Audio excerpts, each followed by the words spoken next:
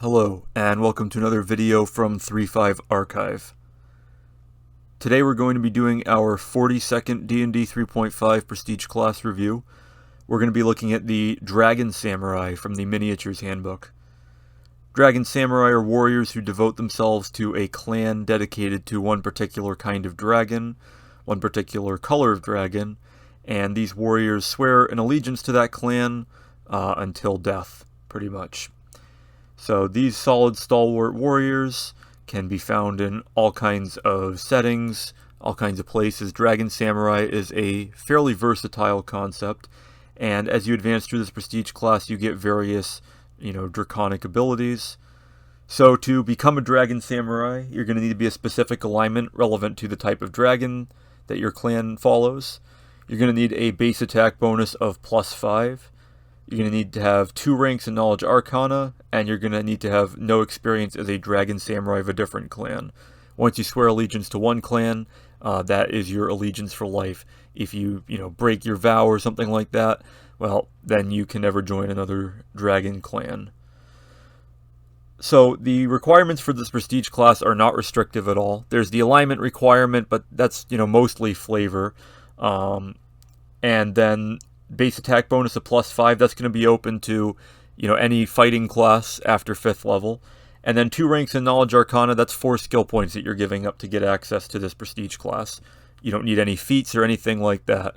So this is really excellent to get into. You could find this prestige class as a level 10 fighter and just get into it. You're going to have an alignment compatible with at least one dragon type, and all you need to do is put 2 ranks in Knowledge Arcana, and then the next level you can get right into being a Dragon Samurai. So the requirements for this are not restrictive at all. What do you get as a Dragon Samurai? Well, you get a D10 hit die. You don't get full base attack bonus, and that's going to be the first major point against this class. If you're coming into this as a fighter, you're going to want to continue that full base attack progression. To not get that already makes this prestige class suspect. You do get good fortitude and will save, which helps make up for a little bit, but even so, being 3 points behind in base attack bonus is going to be a tough sell. So let's see if the abilities that this prestige class gives you are going to be worth what you're giving up. You do also get 2+ intelligence modifier skill points per level, with a fairly similar class skill list to the fighter, with the addition of stuff like concentration, diplomacy, and sense motive, which are nice to have. So going through the features here, at level 1 you're going to get Dragon Breath. You can use this once per day as a standard action. The type of the Dragon's Breath depends on the color of the clan that you are in. It would be good to choose a green or copper or black dragon clan, as that will give you acid, which is the damage type that's least resisted. You can get this once per day, and it does 1d8 damage per class level, so potentially up to 10d8, and it can be either a 30-foot cone or a 60-foot line. If you already have a breath weapon of the same type, the damage will stack. So if you're a half dragon, you can stack this with the damage from your breath weapon from being a half dragon, but you still only get this breath weapon once per day, and that apparently never changes. So a once per day breath weapon isn't that great, but it can come in handy in a pinch, and odds are you're not going to be getting into that many situations where you really need to use one. Even so, a breath weapon is a secondary thing. It's a, not exactly an attack of opportunity per D&D terms, but it's an attack that you use when you have the opportunity to do so. And so it's not that bad that it's only once per day, but you would think that it would scale, a little bit faster. It does do better than average damage, so that's good. For a first level ability, for a 1 level dip, this isn't really that bad, except for the fact that it would scale off of your class level, so you wouldn't get very far at all. So because of that, it's not off to a great start. You do also get resistance to energy. Unfortunately, it's a double-edged sword here, because the more common the damage type of your dragon, the more useful your resistance will be, but the more likely your breath weapon will be useless. So you could choose fire, be resistant to fire, that will come up all the time, but your breath weapon will be resisted by more creatures than anything else. So it's a bit of a double-edged sword here, as with all of these, dragon-based classes and prestige classes. Not a terrible start to Prestige class, but again, the lack of full base attack bonus is already starting to hurt. At level 2, you're going to gain a +4 circumstance bonus on all charisma-based checks when dealing with dragons of your clan's color, as per the Dragon Friend ability. Now, if this applied to all dragons, it would still be pretty mediocre, but this is only going to apply to dragons of your clan's color, so it's going to make it even more situational. This is really not very good, and for a second level ability is the only thing you get second level with this Prestige class. It's going to leave a lot to be desired. At level 3, you gain immunity to Dragon Fear. You're immune to fear effects from dragons, which again is a pretty situational ability, but can be nice. However, once again, it only applies to dragons of your clan's color. You would think that you would be allied with these dragons, or at least friendly with them, but apparently this is for helping you fight them. Not really sure, what's up with that, but this is not a very good ability at all. These are two effectively dead levels for this Prestige class. Yes, you get some situational abilities, but they're just not very good. At level 4, you're going to gain the ability to endow a melee weapon with elemental energy while wielding it in battle. This energy is going to be the same type as your breath weapon. You can do this as a free action, and it can be on all day. So you essentially have, a flaming weapon or frost weapon or whatever on all day. At 4th level, this is an extra d6 damage, and it increases to 2d6 at level 9. And it would stack with any energy damage the weapon might already deal. So you could have a Flaming Greatsword, and at level 9 in this class be doing an extra 3d6 fire damage. Or you could have a Frost Greatsword and be, a brass, part of the Brass Dragon clan and be doing 2d6 fire and a d6 cold. This is some nice extra damage, but the thing about elemental damage is that it's a lot more likely to be resisted.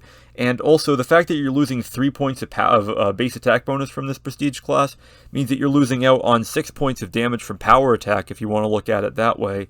So getting 2d6 energy damage, you're going to be getting 7 extra damage with your weapon attacks. That's going to be just barely worth it compared to the base attack bonus that you're missing out on. And if you throw in the fact that how many situations where monsters will resist that damage, it's probably going to knock that point off and then some on average. So you're really just shooting yourself in the foot here. Keep in mind also, if you were a fighter, you'd be able to get bonus feats while progressing through this Prestige class and enhance your damage output even more. So with that in mind, this is a cool feature, but alongside everything else in this Prestige class, it's really not looking good so far. At level 5, you gain resistance 10 to the energy type you chose, which is good. That's good if you picked a good energy type, but again, as we said before, it's kind of a double-edged sword. At level 6, you're going to gain a +4 bonus on all ride checks while riding a dragon. At least it's not limited to dragons of your clan type this time, but that's still a very situational ability. If you're going to be riding around on dragons a lot, odds are they're not going to need a ride check. I guess if you're using mounted combat to try to prevent your dragon mount from taking damage, that would be pretty good. But again, this isn't going to be useful to most characters in most adventuring situations. At level 7, your energy resistance improves to 15.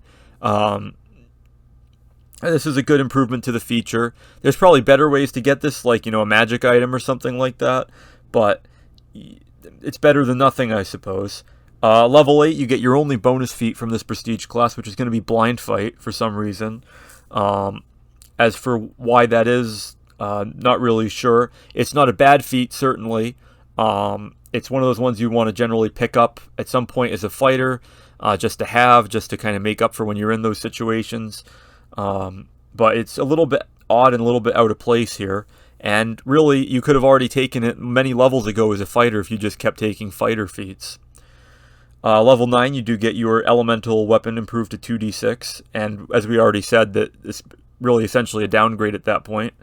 And then finally, at level 10, you get resistance to the energy type you chose, 20. So at this point, you're pretty much as close to being immune as you're going to be without getting actual immunity. It would be cool if you got actual immunity, but you're not going to get that. So in the end, you end up with some once per day breath weapon, resistance to an energy type, some miscellaneous mediocre features, 1 bonus feat, and the ability to do some extra elemental damage with your weapon in return for losing a lot of points of base attack bonus.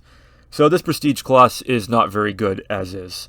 Maybe if you were a monk or something, it could be somewhat good, even though you would miss out on, at the very least, the brass or copper dragons and the black, red, or white dragons, among other things. But this isn't really, looking very attractive.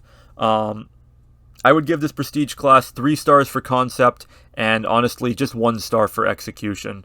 You're really going to be dragging yourself down taking levels in this most likely. You could do it for fun and still be a somewhat functional character, but I certainly wouldn't do this if I were the party's primary frontline fighter or anything like that. You're really going to be hurting your party in that point. So how would I improve this prestige class? Well, first of all, I would give it a full base attack bonus. It requires a +5 base attack bonus, so it makes itself out to be a fighting-focused class. It has a D10 hit die, so I'm not sure why it doesn't also have a full base attack bonus. I would also condense this prestige class probably to 5 levels. The Dragon Breath would certainly have to get, more than 1 use per day if it's going to be, dragged out over 10 levels. Possibly even base it, if it's going to be once per day, possibly base it just on your total hit dice, or maybe, downgrade that by a little bit. Dragon Friend can stay as a feature, but it needs to be rolled into another level. It can't be there by itself. Same with Immune to Dragon Fear. I could see these maybe being combined into a second dead level, with the third one being sort of bait with getting that elemental weapon bonus. But again, this prestige class is going to need full base attack bonus if it's going to be at all attractive to fighters. The dragon riding feature again needs to be put on with another level of this prestige class. The resistance to energy 20 I would either replace with flat out energy immunity, or I would eventually have it upgrade to full on energy immunity. Elemental weapon, if it's going to be an attractive feature, is probably going to have to eventually upgrade to 3d6 at level 10, and I would have it upgrade to 2d6 probably at level 5, and have elemental weapon start at 3rd level, maybe even 2nd level. You could definitely reorganize this prestige class quite a bit. One could say that you can't expect too much from it given the extremely easy requirements, but if there's not going to be anything you're getting out of it, then there's really no reason to take it. I mean, you could do a 1-level dip to get resist energy 5, but there's easier ways to get that don't involve compromising your build. And the breath weapon is going to be absolutely useless unless you go full into this prestige class. So overall, I would not recommend the Dragon Samurai unless it's something that you really want. It's not very strong. Its features are all over the place, and at best, its best ability probably is the elemental weapon and the breath weapon, and those both barely make up for the various ways in which this prestige class is going to drag you down. So definitely not recommended. This could be fixed if it was condensed, and some of these, more useless situational features were combined with other ones. But as is, it's not very good, even with its very lax prerequisites to join. So that's going to be about it for this D&D 3.5 Prestige class review. Please like, share, comment, subscribe, and so on. Thanks for watching, and I'll see you next time here on 3.5 Archive.